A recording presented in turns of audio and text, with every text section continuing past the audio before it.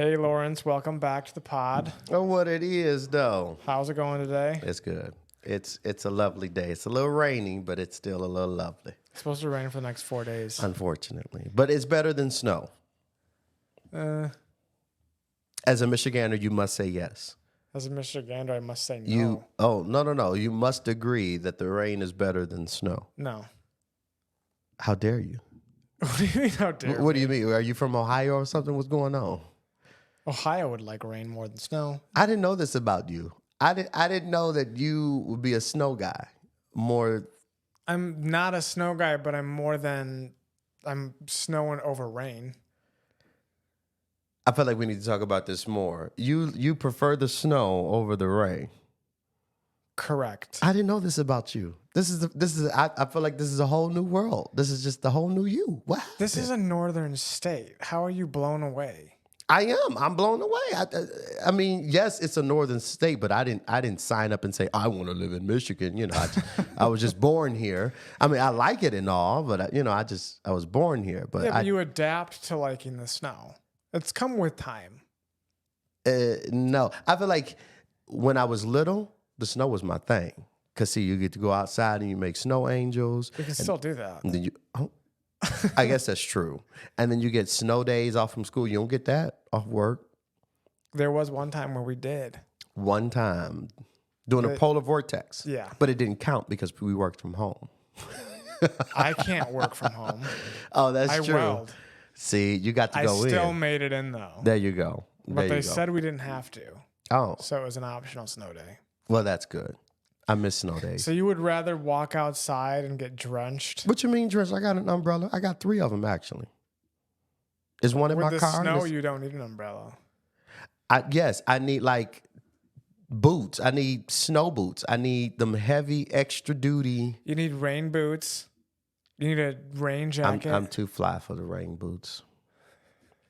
Let's be honest. If they put Jordans on the side of the rain boots, you know I'm buying them. You know I'm buying them. I'm materialistic. Even if they look the exact same as the other ones? Exactly. That's my point. All I got to do is put Nike Air Jordan up on there. Or just put AM1. You ain't got to put the whole thing. Just put AM1 up on there. I'm buying them. You should send that in to them. I should, but they don't want to talk to me no more because I done gave them too many ideas. Really? No, that's not true at all. No. All right. Well, now that we know that we disagree on snow. And I'm very disappointed. I'm not. We can start with the fact that you are a worship leader. Mm-hmm. And what are some of your musical tastes?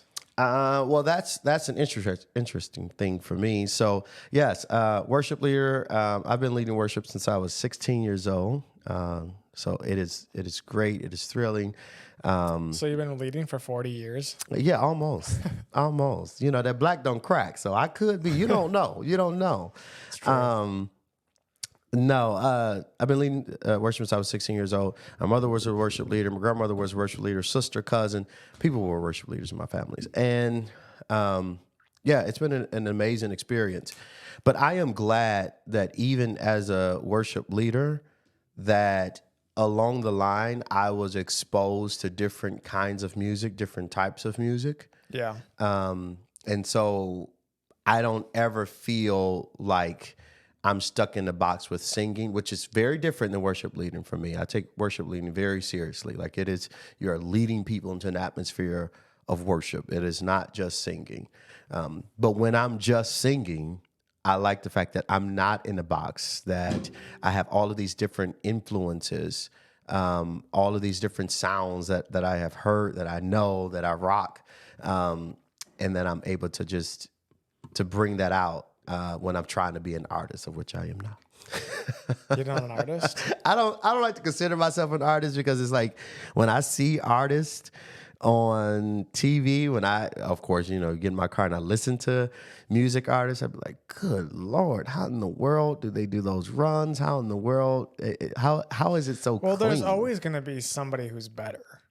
That's true.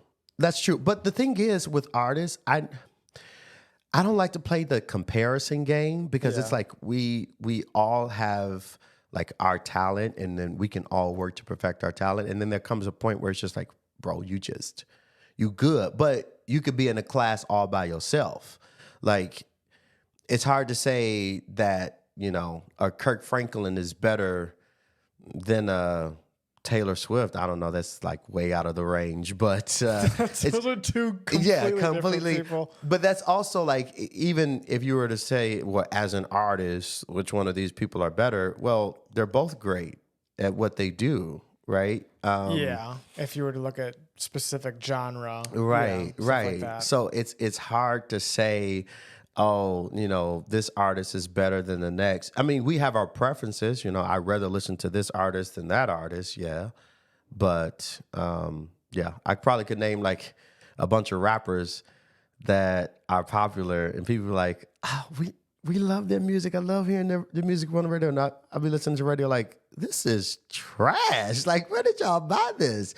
And it's the same thing I'm sure that they could say about like some gospel artists or contemporary Christian or R&B artists, right? There are a lot of R&B artists that I feel like we have elevated, gospel artists, contemporary Christian artists that we have elevated, who just have no talent.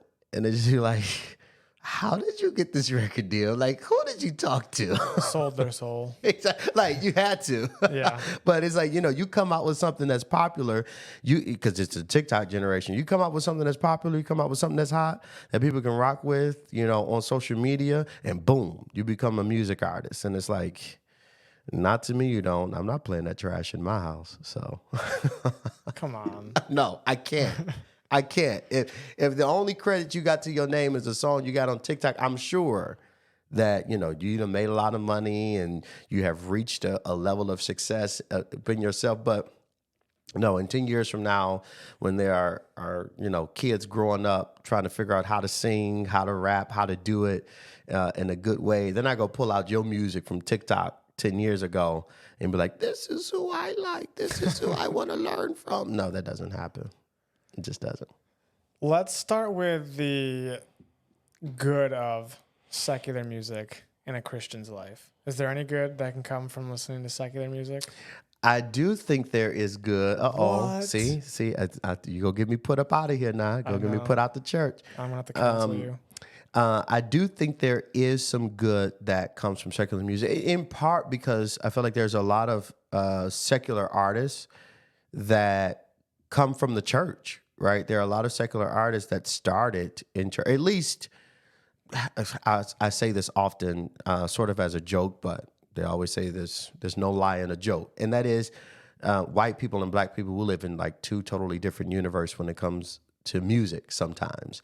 But I feel like a lot of... I think I bridge the gap a little bit. There you go. With the bass. You do bridge the gap. I feel like a lot of, R&B artists, rap artists. I was listening to a podcast today with a well-known gospel artist, producer, who has also written some very popular secular songs. Very popular secular songs. And, those folks, they come from the church. And we probably won't play their music in the church. Not saying that that's good or bad, but there's still talent there. So yeah, there's a symbiotic relationship there. I think there's definitely some good that can come from the secular sector because they come from the church first. But can it be helpful in our spiritual life? Not always. Not always. I am under the belief that there is nothing wrong with singing about love. Nothing wrong. There's something wrong with singing about sex. And I feel like, of course, now, you turn on the radio at least, and all you hear, bend it over, shake that, bend that, all that. You hear that. Yep. But there's nothing wrong with singing about love. And no, you wouldn't play it in church, which has usually been like the standard. Can you play this in church? No, but that doesn't mean that it's wrong or evil. I just feel like, if you married and you up on your honeymoon, You're not gonna be playing no, oh, the overwhelming. I'm definitely going to, but I'm one in a million. You one in a million. I don't think it's gonna be, no Hezekiah Walker being played up on the honeymoon. And so like I think it's healthy to have some sort of secular music, because it's not all bad. It's not all evil. Right. And I'm just leave that there. I think it's definitely healthy to have that mix of influence, not necessarily in your spiritual life, but we can sometimes do things just for fun, like listen to music and have it just be enjoyable. Right. As long as it's not bad. Right. Exactly. But I also see, I'm not naive to miss the point that music is definitely a gateway, and it's one of the easiest gateways to then either doing or thinking something that is not so in line with your Yes, I agree. more spiritual life. Because I'll listen to certain artists, and most of their songs are clean. But then there's one little line in there. They're singing about getting drunk and wanting to text somebody that they shouldn't, and it's just it's just a rabbit hole from there. And there are popular songs that, you may hear at the backyard barbecue that is definitely clean enough for your grandma to listen to. Yeah. Until they actually listen to it. And we can all name what's one good song? Give me one good song where it's like it's clean, and like my grandma could listen to it. But I'm trying to think, because a lot of the Motown songs are like that, where it's like this is fun and it's clean and it's upbeat, but then you really listen to it and it's like, See, I'm a huge '90s, early 2000s kind of music almost fan. every song. Yeah. Boys to Men. Oh, I love. Well, I've heard some of their songs too, but I'm just saying, like, it sounds like it's okay to listen to, but then sometimes, not that it's bad, all of them, but some of the songs are really right. When sensual. you really listen to it, it's definitely Silk. There's a meeting in my bedroom. They ain't praying. They ain't praying up in there. I am. They ain't talking about a prayer meeting. So there are definitely, some of those songs that are just like, okay, this is not going to be helpful to your spiritual life. Well, what if you're married? Would that be okay to listen to, or is it still kind of just? That's a good question. That's a good question. I would, me being not married but engaged, and honestly, I've heard a lot of those songs. Like I know a lot of those songs. I would say that it isn't, but who's to say? It isn't bad to listen to, right? Yeah. If it's not working for you spiritually, if it's not edifying your relationship with your spouse or your relationship with yourself or with God, then I think that's the line that we should clearly draw. But I don't think you go get me to throw away my Luther Vandross albums. Dude, you gotta. And I think you can't get me to throw away my Stevie Wonder albums. Oh, There's a ribbon in the sky. I won't make you do that. Yeah. Stevie Wonder is one of my faves. No. Even with the very superstitious, that ain't spiritual. No, that ain't not spiritual. What part of the Bible that come from? It's not.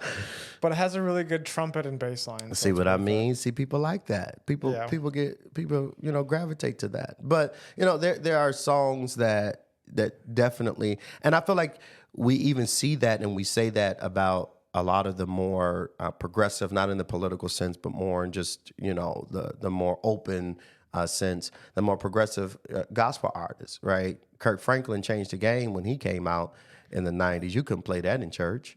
Now you hear Kirk Franklin everywhere. Yeah. But when Kirk Franklin came out, I remember there were older folks in church where it was like, that's the devil music. Yeah. Like, you can't play that Kirk Franklin. It's crazy because my family would play that in our car. Mm-hmm. Right, Yeah. right. So everybody was bumping it in their car. Yeah. But well, just like they wouldn't really play Christian rock either. right. You couldn't play that. Drums were from the devil. Exactly. Some people still think that. Right, yeah. There's a lot of people actually that still think that. It's like if you're not, saying Jesus, Jesus, Jesus in every line, then you're not really singing about God, and therefore you going to hell. Like this isn't music that we should enjoy. And there is sometimes though where it gets into the Jesus is my boyfriend worship songs. Yeah. And that's a little too far. It's a little tough. Because his name isn't mentioned and they just sing it and it just sounds weird to me. Mm-hmm.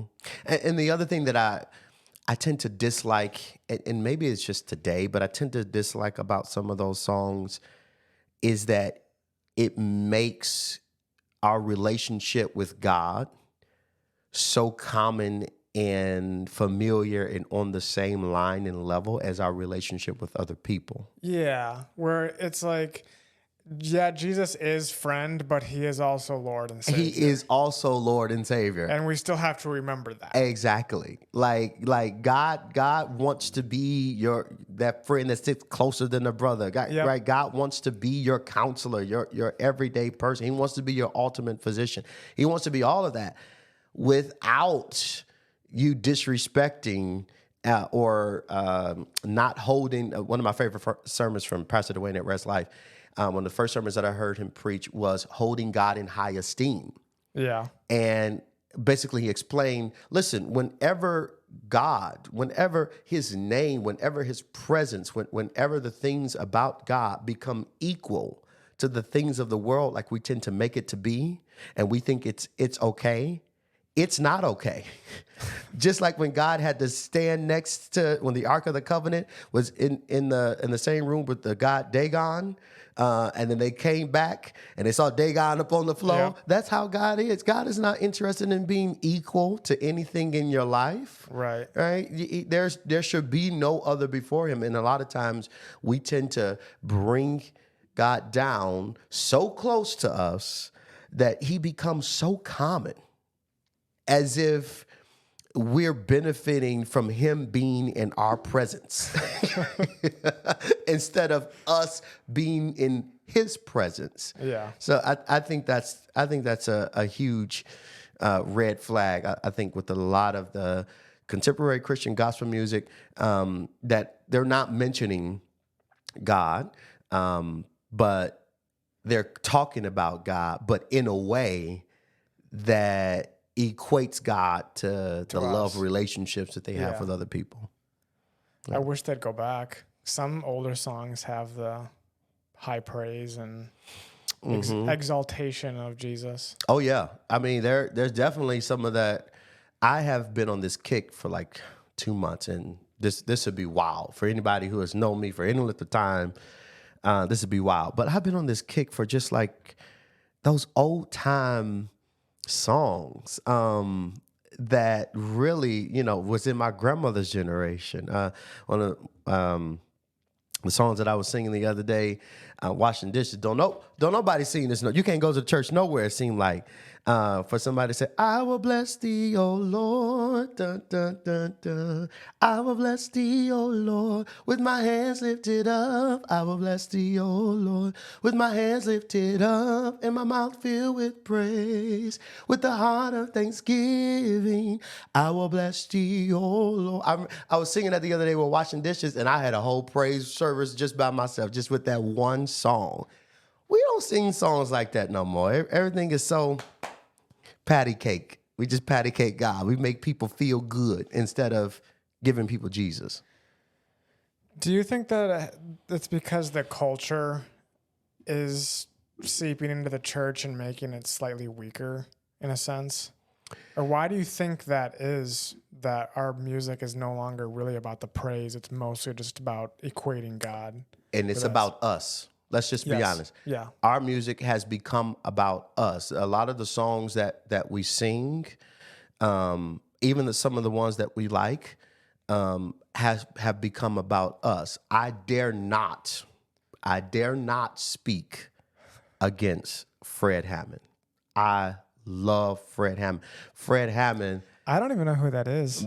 Man, then you don't know music. You don't listen. Hey, you cannot know anything about anything music and not know Fred. I love Fred Hammond. I've been listening to him since I was little.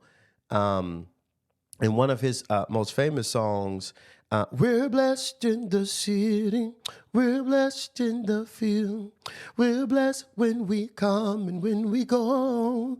We cast down every stronghold, sickness and poverty must cease, for the devil is defeated. We are blessed. That's about us. Okay, you can say, I don't know anything about music from not knowing him, but you can't say you know anything about dancing after putting me through that. Yeah, I don't know anything about dancing. I know absolutely. That's why I don't dance. But that song, I love it. Yeah. I can bump it in my car right now all day long with the windows down. Yeah. But it's about us. We're blessed. It don't say nothing about who blessing us. Right. It don't say nothing about God. And I think that's kind of where music after Fred Hammond, who, is full of Jesus, Jesus, Jesus, music after that has just become about us. And we like music like that. Yeah.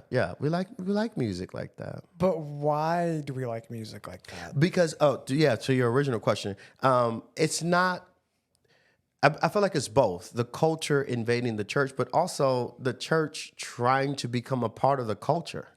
Yeah, but church should try to change culture, right. Not be part of it. Well, okay, that's the thing I think I probably take issue with at least the preaching in the church. I told you, listen, put me out the church now. The idea, I think less, at least my job as a believer, is to be trying to change culture. You are correct in that. I am not made to be changing the culture. I am made to be representing and representing Christ. Well, I mean, you would change culture by representing him, I think. You're not going to go out there and just try to change people and what they do. Right. Well, what I mean is I think the focus should be, am I living the way that I should be living according to the Bible? Am I doing that? Are you separate from the world? And then, well, not even just that. Like when you walk into a room, right? It could be a room full of chaos. Do you bring peace? I would hope. Right. And if you have to hope, then that's something we got to pray about. You should, your prayer life, your relationship with God should be to the point where it's like, I don't have to walk in the room and say anything in order to get a change in the atmosphere. Like it should just be apparent. When Jesus was walking and saw the man full of demons, the demons cried out to Jesus, "Why are you torturing me?" Jesus like, "What you mean? I'm just out here. I'm just walking. I'm trying to get to my next place." A demon's like, "Okay, well, don't kill us. Don't destroy us. Send us into the pig." "What you mean? I was just going across town." "Right? Okay, well, okay, leave him going to the pigs." They went into the pigs, and you read the story. The thing is, Jesus never walked up and was like, "You need to get rid of them demons. Them demons got to flee. Them demons got to go." Don't get me wrong. Jesus could do that, right? You can speak directly to the demon and get rid of it. That has also happened in the Bible where the demon was talked to. But just from who you are, things must change when you walk in. Yeah. Right? Things have to change. So I don't think that the role is let's go out and have an impact on the culture is go do what the culture does. Mm-hmm. The question is, what you doing as the church? What are you doing as a believer?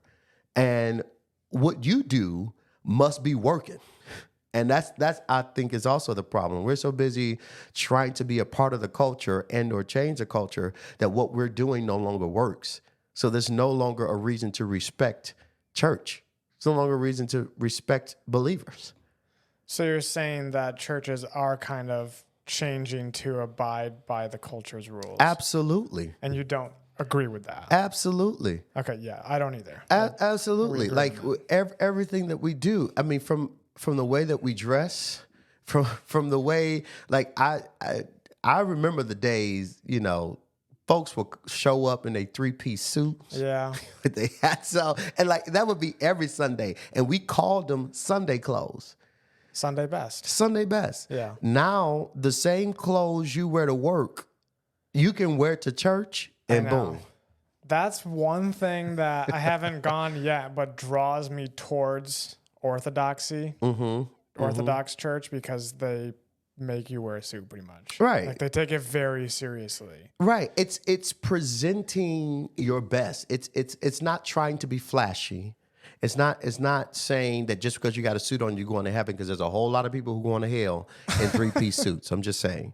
But it's presenting your best. It's being set apart. We do not honor those kind of traditions anymore. Again, because we don't want to turn away people who may not listen to us anyway.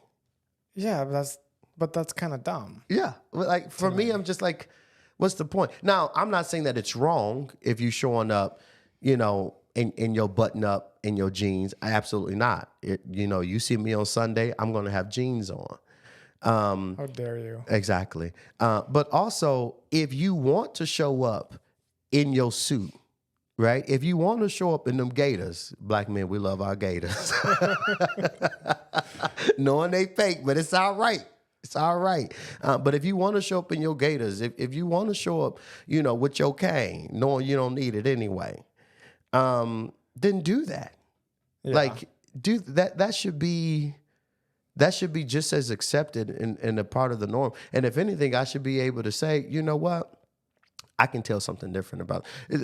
I'm gonna say this, and then we can move to the next thing. Like the one thing that I can appreciate about, for instance, Muslims or people who follow the nation of Islam, I never, ever seen one of them dressed out of place. Never. I've never seen one of them not have they stuff together. I'd be like, bruh, you going to the grocery store. Like, we all up in here with jogging pants and bonnets on. What you doing? Got a full-blown suit. It's Thursday. You ain't got church today. Yeah, they take their religion very seriously. Very seriously. Yeah. And they take their appearance. Yes, seriously. Very seriously. Yeah. More seriously than I think us as Christians sometimes do. Or not, I shouldn't say that. But yeah, more seriously than I think sometimes us as Christians do.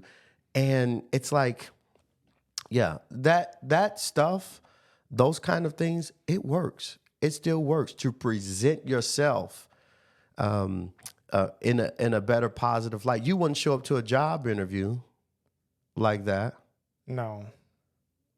So why would you show up to church like that? If it's really the house of the Lord, if you're really going in there to serve the Lord. This is the eternal interview. Exactly. And why wouldn't you want to give God your best? I don't understand. Yeah, I get that. I was going to go back to why music is about us, like one of the other reasons. Mm-hmm. And I think it's because of the sin of pride is looked over, is I think the correct term. Yeah, it's easy.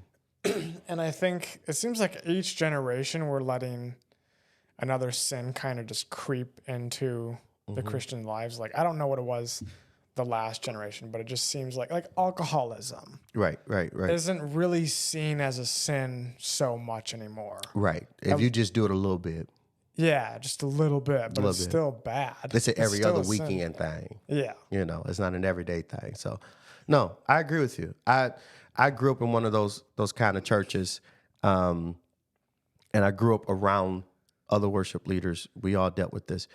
You would walk in the church, and there would be a mother of the church or one of the elders of the church. Would be like, I smell sin on you. That's what you feel like. That's fried chicken. I don't know what. I smell sin all over you. And we call it in our church, you go get sat down. And that is, no, you can't sing to us today because you got to get saved first. And it's not about your talent. It's about your heart. Yeah. And you nasty. I saw you cussing somebody out last week. I ain't stop and say nothing to you, but I saw you. So no, you can't come in here and call yourself prophesying to us. because we see it written all over you.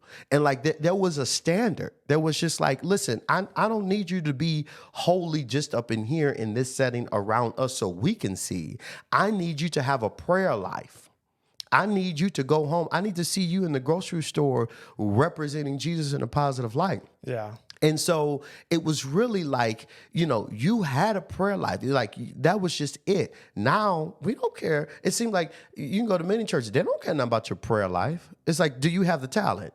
If you could do enough riffs and runs for us, if you can produce really well, if you can hold that camera really well, boy, if you can work that fog machine, that haze machine real good and get them lights well, not only are you hired, but you're anointed. No, you're not anointed.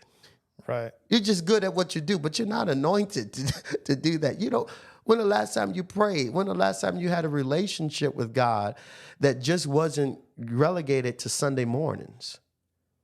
And I think that is a part of where we've gone off track. And to your point, yes, it is very easy. Like I said, I've been leading worship since I was 16 years old. You know how many times you get off stage and there's somebody patting you on the back? I know. Well, as a bassist, that rarely happens. But when it does. I'm sad. Yeah, the musicians, y'all get paid though. We ain't gonna talk about that. I didn't. No, we ain't gonna talk about that. Hey, I don't get paid. Never. Because as the singers, we don't get paid. You got to lead if you want to get paid. Yeah. But it's like, you jump down and there's always somebody patting you up on the back. Oh, I love the way you sound. I love your worship. I love you. You're this and that. And they're not asking. They're not really probing. Hey, what's really going on with you? Like, what's really happening to you? There's sometimes you can play and you can sing through pain, and people won't notice it because you could be just that good. People won't notice it, or people just choose not to notice it. They choose to ignore it. Yeah. Because it seems like the one place that you should be able to go to, and that is church, in order to be able to talk about those issues, to be able to really be around a group of believers where you can have those conversations. We don't want to have those conversations in church, because if you start admitting that you're still dealing with sin, then I have to admit that I'm not perfect either. And I come here every Sunday. I pay my tithes. And you're perfect. And I'm perfect. Yeah. So if you start admitting that you're not perfect, then that means I got to sing next Sunday because you can't sing. I got to preach next Sunday because you're not perfect. I'm perfect. And it's very hard. And especially when you are on the platform, it can be very hard, right? Because there's folks who sit in the pews. Dr. Jamal Bryan said this best.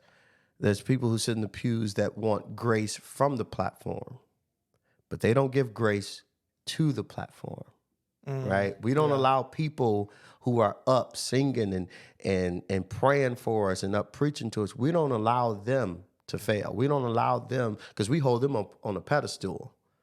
So, they can't cuss nobody out when they driving and they get cut off. Shouldn't we as worship leaders be held to a higher standard, though?